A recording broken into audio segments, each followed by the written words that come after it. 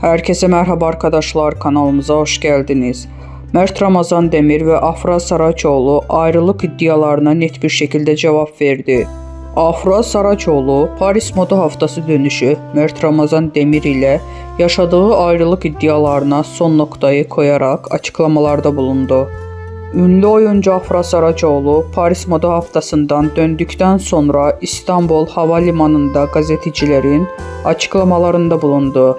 Son dönemde adı Mert Ramazan Demir ile yaşadığı ilişki hakkında çıkan ayrılık dedikoduları ile gündeme gelen Saraçoğlu bu iddialara açıklık getirdi.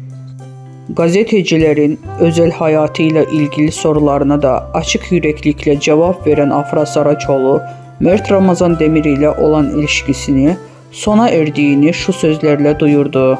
"Artık bitti ve gitti" dedi.